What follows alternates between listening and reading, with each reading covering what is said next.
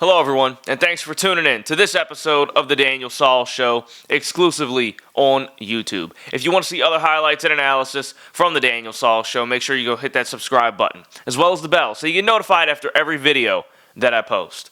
This video is going to be my predictions of the NFL playoffs 2026, the wild card round. Let's get into it.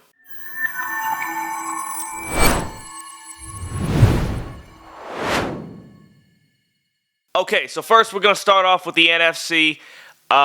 Big games.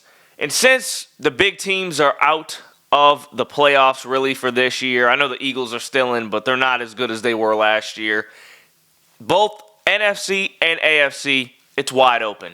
Anybody can win. It's anyone's game, anyone's year. No one knows. And so that's why this playoff is going to be so exciting compared to, I don't know, the past, 6 years? I mean, this is going to be electrifying, and I guarantee you I'm going to enjoy it, and so will you. I promise you. So first game we're going to talk about is the Bears and the Packers. So first of all, I want to point out that to start the season, I picked the Packers to win the Super Bowl because I thought the Packers were the best overall team. I thought that their offense, including Jordan Love, which a lot of people sleep on, by the way, Jordan Love is one of the best quarterbacks in the league. I think he's a lot better than what people give him credit for. I think he's one of the most talented quarterbacks in the league, and he just hasn't fully unlocked his potential. And I feel like because of that, people hate him. Okay, people don't like him for some reason. They don't like him. It's like he's the Jason Tatum of the NFL. It's very weird. Okay, Jordan Love is there. Then you got Josh Jacobs, who's one of the best running backs in the league. Last year, he had one of the biggest breakout runs in the playoffs last year. And remember, I'm pretty sure they only went to the first round. Okay, they got bounced in the first round, but they did pretty well. And Josh Jacobs had a big run, one of the scariest runs I've ever seen in my life. Broke through tackles, nearly scored. If he would have scored, that would have been rush of the year. I don't care what anybody says. Packers are a great team.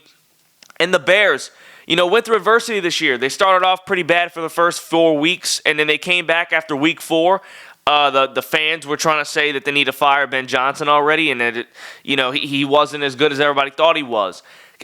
People had given up on Caleb Williams. They wrote him off, and then they turned the season around. Okay, and they've been playing some formidable teams, and they've been doing what they had to do. And the Bears are one of the scariest teams in the National Football League to this point. So, because of that, I have to give it to the Packers, though, because I feel like the Packers are a better team. If I had to trust Matt LaFleur or Ben Johnson, head coach that's been experienced, rookie head coach, I'm picking experience. If you're talking about Caleb Williams versus Jordan Love, it's a yet again experience thing. Do I think Caleb Williams at his best ever, maybe? If he ever gets to, his peak, his, absolute best, is he better than Jordan Love? Yeah, probably, because I think Caleb Williams is a better talent. I think he's an overall better quarterback because of his talent. I think his talent is incredible. But he's not there yet, okay? He's only been in the league for a few years. I got to give it to experience. And I think Jordan Love's talent is also top level. And I think that Jordan Love makes big plays in big moments. And yet again, 3 or 4 weeks ago, he had one of the best games of his career and the best game of this year so far for him, and they lost. But if he can put up a performance like that and his surrounding, his supporting cast can do their job, the Packers will win this game. I think if Jordan Love plays a good game and Josh Jacobs plays a good game, Christian Watson plays a good game, and his receiving core plays a good game, the offense can do what they need to do, and I trust McKinney and the defense to do what they have to do as well. The Packers are going to win this game. I think they're going to win it pretty close. I think it's going to be around 27-24. That's my prediction for that game, Packers over Bears. Now we're going to go to the next game, San Francisco versus Philadelphia.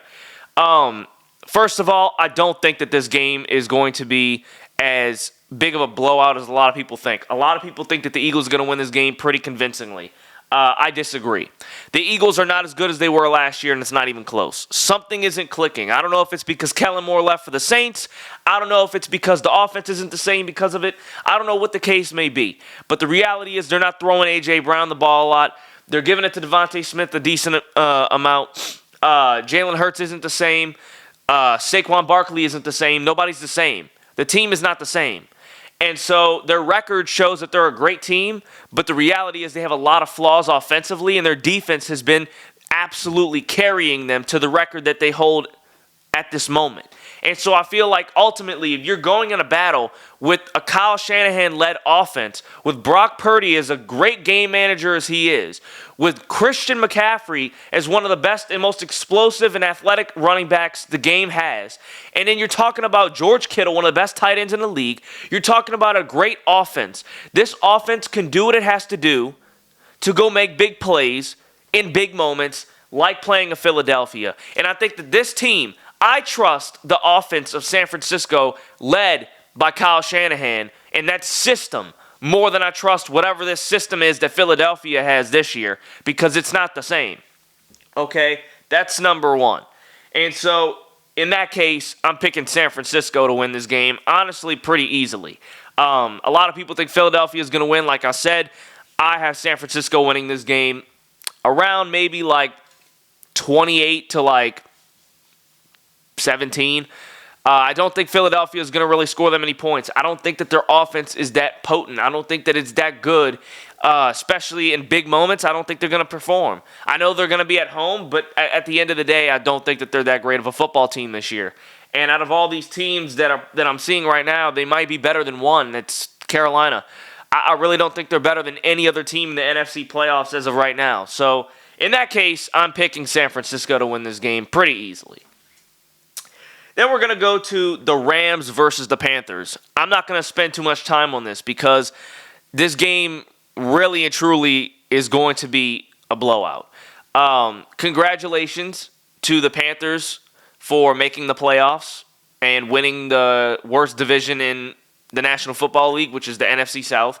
Congratulations. You won your conference or your division. At the end of the day, you're not going to beat the Rams, okay? It's not going to happen. And so, at this point, just be happy that you made the playoffs. Celebrate, because the Rams are one of the best and scariest teams in the National Football League. Matthew Stafford will be this year's MVP. I promise you that. Now, on top of that, you have receivers like Puka Nacua, who's also one of the best in the league. Devontae Adams, still scary at this age and at this very moment. I love those two on the same team. Love it. The running backs, doing great. Williams, extraordinary. I'm telling you, this team is great. The offense is great, led by Sean McVay. Yet again, another experienced, offensive-minded head coach who has been with this team and this organization for a while. He knows what he's doing. He's been in the big moments. He's been to multiple Super Bowls, won one, lost one. He knows when and when not to call certain plays. He knows when he's in a bad situation, when he's in a good situation. And as of right now, this is probably one of the best situations he's ever been in. This is one of the best situations he's ever been in. This is one of the best situations you could possibly give the Los Angeles Rams. And so, in this case, I'm going to give it to the Rams. Okay? I don't think Carolina's going to score more than like 7 or 14. So, to be respectful, I'll give them 10. But the Rams can score 35 points. So I'll give it 35 to 10. Okay? The Rams win it. So in the NFC, I have the Packers over the Bears, the 49ers over the Eagles, and I have the Rams over the Panthers, which, if you didn't realize, are all away games. All of those teams that I just said would win are all not playing at home. So it's going to be a real rough week for these home teams and the fans that are watching, because it will be tough. And obviously the Broncos have a bye because they're the number one seed. We're going to go first. The Bills versus the Jaguars. Now, I want to point out this is also one of the hardest games to predict because if you look at this game, I think it's really difficult because of the greatness of Josh Allen. Okay, we have to remember Josh Allen is one of the best players in the National Football League. And he's one of the best quarterbacks in the National Football League. He's one of the best rushing quarterbacks in the NFL. He's one of the best overall clutch, big play quarterback we've ever seen. He's one of the best ever. And the fact that his team isn't that great, the fact that his coach isn't that great, he's been hanging on to his job by a thread. I mean, this dude literally could get fired at any moment. I mean, Josh Allen is extraordinary, and they still haven't made it to the Super Bowl. And he's been in the league for quite some time. So you gotta look at the coach. If that coach isn't already a winning coach, and he's not solidified yet as an all-time great coach in this era or of all time, you got to look at that coach and be like, yo, dude, we got a great player right here, and you're not doing anything. And this year, Jacksonville is really great. And I understand James Cook is a good running back. I understand he's one of the best running backs in the league for the Bills. I get it. But a running back and a quarterback is not going to get you a victory in the playoffs. And I feel like Jacksonville at home, Jacksonville's having a great year. Lawrence is having an all-time great year. The receiving core is great. Etienne's a good running back. Bigsby's a good running back. They have, obviously, Travis Hunter's out. You have players to make big plays. And I think that this offense is great. I think the head coach coming in, new head coach this year, I think he's doing a great job. I feel like Jacksonville overall is one of the best teams in this conference. I think they're one of the best teams in the National Football League. Probably like maybe top 5, top 6. I think they're one of the best teams to have a shot at making the Super Bowl. Some of these teams I don't really think they can make it, like the Steelers, Houston, Eagles, Panthers. But these other teams, maybe even the Bills, maybe Houston over the Bills. But Jacksonville has a really good chance at making the playoff or making the Super Bowl. And I feel like Jacksonville is more of an explosive offense. I trust the scheme more than I trust Josh Allen's greatness at this very moment in time, because we've seen Josh Allen in big moments time and time again make the plays, and his team still finds ways to let him down. So at this very moment, I'm going to say Jacksonville wins a close one. I think it's going to be very close, actually. I think it's going to be decided by a field goal or a touchdown. So I'm going to go probably a touchdown. Just to be safe. So I'll go 21-28 Jacksonville at home. So for that game, I have Jacksonville over Buffalo. Then we're going to go to the Chargers at the Patriots. Okay, so Drake May basically is the second best quarterback in the league this year, right below Matthew Stafford. If it wasn't for Matthew Stafford, Drake May would be the MVP. Drake May is having a turnaround year. Okay, this year has been a complete 360 for him. He played okay last year. He's even better and way better this year. MVP caliber player this year. And I got to say something. One of my close friends, he told me before the season started that the Patriots are going to go to the playoffs because he's a diehard Patriots fan. And I have to sit up here and say that I made a bet with him that if the Patriots made the playoffs or the Super Bowl, I would come up on here, on my show, and publicly apologize to America, to Patriots fans, for saying that they had no chance at making the playoffs, and was I absolutely dead wrong. This team is incredible. And I can't believe that they made it this far. Mike Vrabel comes in, great coach, does what he has to do, and he goes in there and he turns his team completely around. Gets Drake May way back on track. Real great year for Drake May. Everyone's playing good. I mean, this team is absolutely turned around. Your biggest star on the team is Stephon Diggs. A lot of these other guys are just really good football players or average football players, and they're making it look easy. Now, a lot of people have been talking about their schedule. I haven't seen their schedule. I haven't seen what it looks like. But if it is the schedule, you still have to give them credit, because I don't think they would have won half the games that they had this year last year. I don't think they would have won. So ultimately, they turned things around. They're way better this year. Chargers, good year. Harbaugh, good coach. Herbert's not really proven in the playoffs, never won a playoff game. I don't trust him because he's very slow. He can't really get out the pocket too well. He's very stiff. I know he's textbook and kind of like a in-the-lab made quarterback is what a lot of people call him. But at the end of the day, that doesn't matter because they can't win when it matters most. They couldn't beat Houston last year, and this New England team's way better than Houston last year. So, I mean, yes, the Chargers are better than they were last year, but the Chargers had a better start than they had a finish. Okay, they started out really good this year, and they didn't end as well as they started. And so, when you finish strong, it gives me a lot of hope for you going into the postseason because you're on a hot streak. I'm not saying the Chargers did terrible. I'm simply saying they started out incredible. I mean, they started out balling, and now they're not doing that. So I'm picking the Patriots. Okay, I'm trusting Drake May to go out there and do his job. I'm trusting Vrabel to call the plays he needs to call on defense because I know he's a defensive guy.